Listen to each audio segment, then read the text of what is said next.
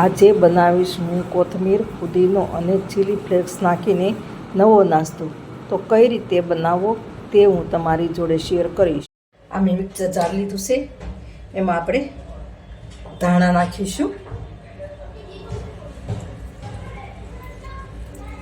થોડા આપણે કાપીને નાખીએ એટલે જલ્દી પીસાઈ જાય.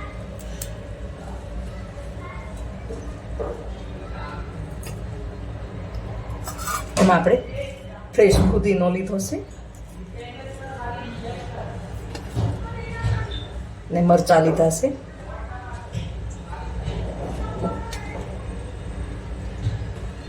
હવે આપણે આ પીસી લઈશું. બીજો મસાલો આપણે પછી કરીશું. હવે આપણે પીસી લીધું છે, તો હવે આપણે આમાં પાણી નાખીશું.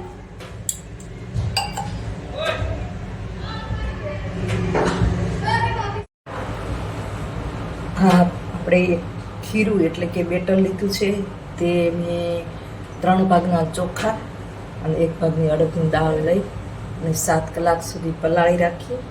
અને ત્યાર પછી 7 કલાક પછી મેં થોડું એમાંથી પાણી કાઢી અને મિક્સરમાં પીસી લીધું. અને ત્યાર પછી 5 થી 6 કલાક એનો આ થવા દીધો પીસ્યા પછી. તો હવે આપણું આ બેટર તૈયાર છે. તો આપણે જે મિક્સરમાં આપણે પુદીનો, ધાણા અને મરચાં પીસ્યા હતા ને એ આપણે આમાં નાખીશું. અને સ્વાદ મુજબ આપણે મીઠું નાખીશું.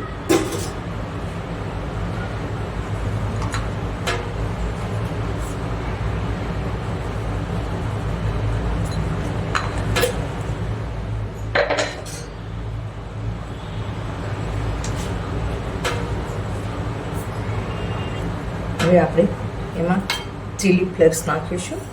તમે જેવું તીખું ખાતા હોય એ પ્રમાણે નાખવાના.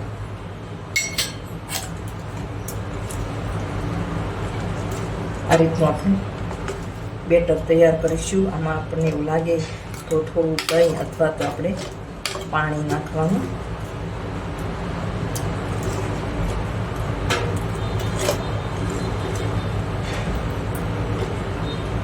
તો આપણે હવે આમાં પાણી નાખીશું.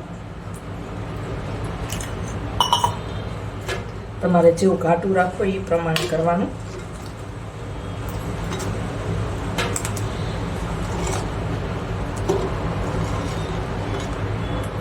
આપણું આ રીતનું બેટર બનીને તૈયાર છે.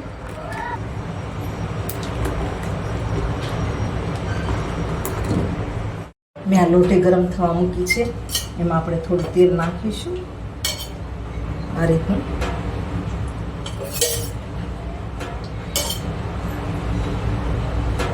આપણી રોટી ગરમ થઈ જશે.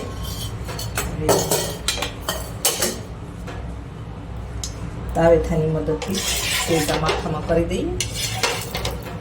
પછી આપણે એક તેલ અને પાણીવાળું પોતું કરીશું.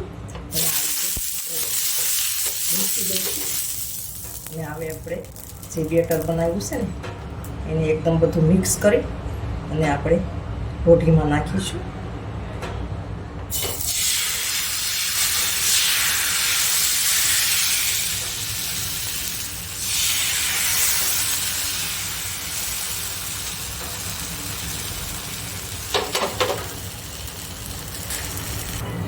હવે ઉપર આપણે થોડું તેલ નાખીશું.